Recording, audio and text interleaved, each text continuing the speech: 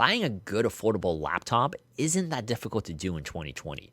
Buying a good affordable laptop that also looks good, that's a different story. Last year, I unboxed a laptop that I thought looked really good. And I finally got around to reviewing it right now. And this is the Aerobook from Chuwi.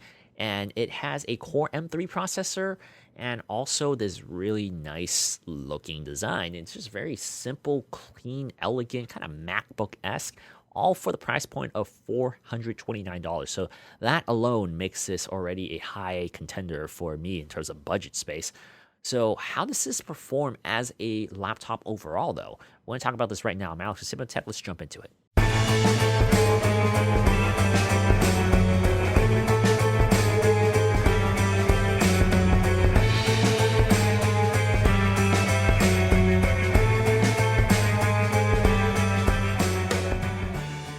The first thing that drew me to this laptop was the build quality, or at least the appearance of this build quality, because it is a metal build, metal chassis, metal frame. Everything is metal as far as I'm aware of. I don't see any plastic on it, or at least I don't feel like there's any plastic on it, but this looks like an all-metal build, which for $429 you don't always get. The cut and finish on the Aerobook also feels relatively nice, and because this is a Core M3 processor, it is fanless, meaning that we don't have any air vents, we don't get a lot of dust around this laptop, so there are benefits to this particular look, and I wouldn't say this is the MacBook equivalent for Windows. It is nice to have an option like this for this particular price point. Now, I am rather surprised, however, by the speakers. So the audio coming out of this laptop is, in my opinion, pretty good. The speaker is right where the hinge is, and it's coming basically facing you. The audio is emitting facing you, and it's loud, it's clear, it's not distorted. There's enough bass, enough treble. It's just a good mix for your audio experience. I'm actually shocked that it gets this loud and the quality is this good. So I do like the audio experience here. So watching videos, you're probably gonna have an enjoyable time. Now, this model we have here is a Core M3 processor, and it's a 6th Gen 1, so it is rather old now.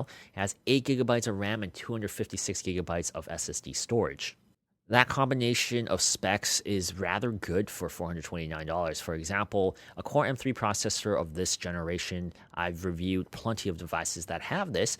I personally feel like the performance here, while not bad, isn't as good as other Core M3 processors I've used on different platforms. So just because it runs the Core M3 processor doesn't mean that it has the same performance as other devices that run the Core M3 processor. For example, I reviewed the 12-inch MacBook, which also has the Core M3 processor from, I believe, the same year. And I also reviewed the C302 from Asus, which is a Chromebook that also has a Core M3 processor. And I enjoyed both of those devices. Actually, Lita reviewed the Asus, but I played with it a lot, regardless of the fact. Performance on that and the actual user experience was very enjoyable. Everything was very fluid and smooth because of their particular operating systems. Yes, I think we're all aware that the architecture that it takes to run on Windows is different. Chrome OS is much easier to run, and it's apples and oranges. I totally get it. But in terms of this particular laptop, comparing with the processors that are on those ones, browsing experience, just navigating through Windows here, it feels a little more jagged, a little more. It just feels a little slower here than it would on the 12-inch MacBook or the C302. So some of that has to do with Windows. Other things that also need to run on here might not run as well, at least in my usage of it. Unfortunately, you're not going to play a lot of games on this laptop, and that's a pity because the form factor is terrific. I love carrying this around. It's lightweight, but it just doesn't handle games well. Like, I was trying to play a Telltale game at the lowest end settings, and I couldn't even manage to do that. Like, the frame drops were just unbearable, and it's unplayable. I really couldn't even play a Telltale game on this laptop. And, if I can't do that, you're probably not going to play GTA 5 or other games like that. Also, this laptop does run rather hot. If you keep it on for a little bit of time, or you have, for example, you have Steam running, or you're downloading something, this thing does get hot, probably because it's an all-metal device. So you got to keep that in mind because I've noticed things start throttling when it gets hotter. When it's right off the bat and you boot it and you're running through Chrome, the browsing experience is pretty good. It's solid enough. But once it gets a little warmer, web pages start loading slower and it starts throttling the laptop. And that is a potential issue of a fanless laptop. I haven't really experienced too many issues with other fanless laptops, but this one I can definitely see that as a deterring situation here. And also, in terms of Core M3 processors, this is one of the cheapest laptops running a Core M3 processor you can get. For comparison, the C302 is still about like $500. Other Core M3 processors also are about $500. And that MacBook, the 12-inch MacBook, even the cheapest one used is probably like $700 or something like that. So Core M3 is still in that upper range, at least above $500. This is $430 right now, brand new on Amazon that you can get in 2 days through Prime. So it's one of those things where you are getting a very, very established, effective processor for a very low price. Now, in terms of the display, there's a lot to like here. It's a 1080p display. It's 13.3 inches IPS screen. So that's a lot of good stuff taking off the bat there.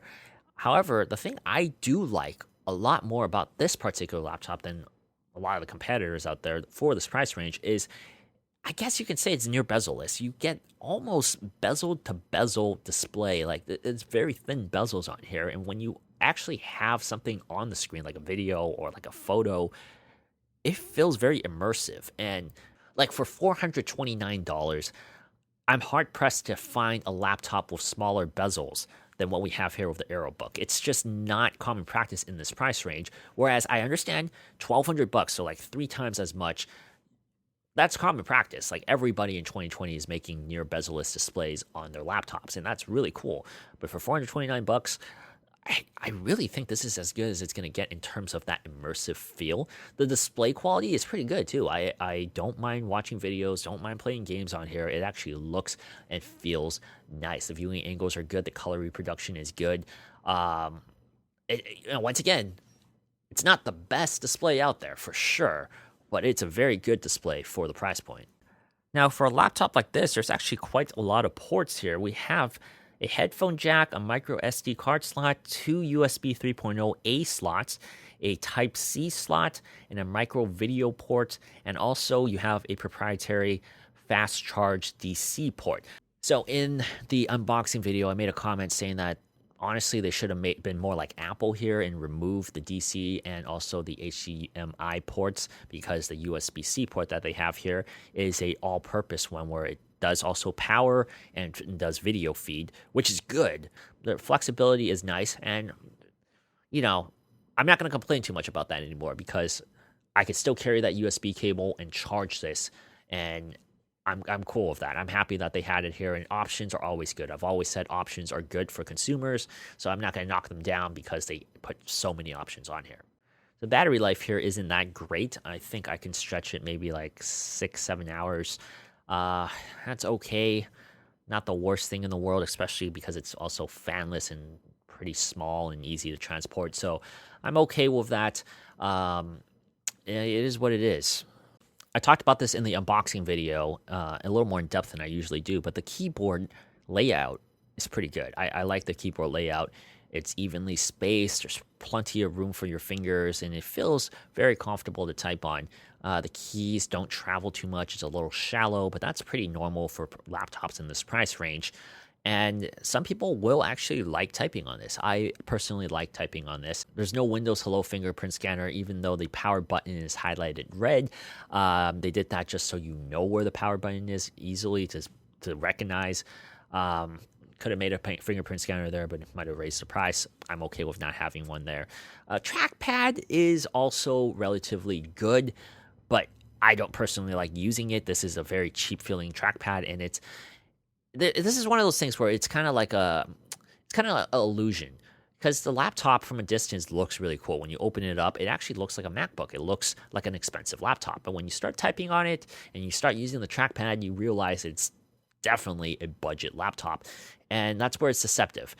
That's a good thing and a bad thing. It depends. It really depends on your budget. If you really have more money to get something nicer, get something nicer. If you want something that you think looks nice but actually doesn't feel nice, this is something that hits that thing.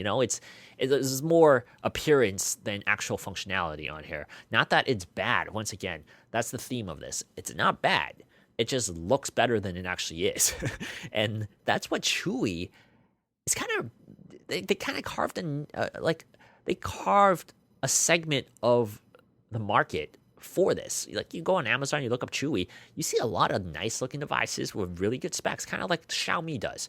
But with Xiaomi, you do get a quality behind it. Chuwi, it looks like the quality is there, but when you actually start using the stuff, it does kind of feel cheaper than the competitors in the higher space. So once again, it's a good and it's a bad thing. It really depends on what you're looking for. And so this Chuwi Aerobook, I'm not going to say it's for everybody, but it should be in your consideration for a lot of people. If you're looking for something in the $429 range and you work at a business or you have your own business and you want a laptop that looks clean, business-like, and it's affordable, this is it. This is a very decent laptop for those needs. Now, if you're looking for something heavy processing and you don't really care much about the appearance, this probably isn't it. You can probably get a different laptop for this price range, a little higher. Doesn't look as nice, but it probably can do more than this. Now, I do think the Aerobook is very good for certain students. Like, if you're looking at the 12-inch MacBook, maybe look at this. Like, you really don't need Mac OS to do a lot of things that college students do. So something like this here has a good look to it. It's very clean, doesn't have a lot of logos on it. But really, there isn't a lot of branding on this laptop. It's very clean, aesthetically pleasing, and it has a Core M3 processor, same as 12-inch MacBook, and it performs relatively decently, okay? So for a college student, I highly recommend something like this. You can look at it. But definitely, there is a market for something like this. And I'm glad Chuwi is making leeway, at least using Amazon. People are starting to buy this, and they're starting to notice this brand. Just 4 or 5 years ago, you still have to buy Chuwi through GearBest and other things, other online retailers. Now, Amazon sells these things. You can find it easily. B&H, I believe, sells it as well. So they're pretty easy to find. Once again, I'm Alex with Hypnotech. Thank you guys so much for watching this video. Let me know what you guys think of the Chuwi Aerobook. If there's other Chuwi devices or techless devices that you really want to see, let me know in the comments below. If there's a lot of interest in it, I'll buy it and I'll take a look at it. Thank you guys for watching, and I'll see you guys next time. And that's it. Be sure to subscribe here. Hit the bell button so you don't miss any of our videos, and check out our other videos right here. Until next time,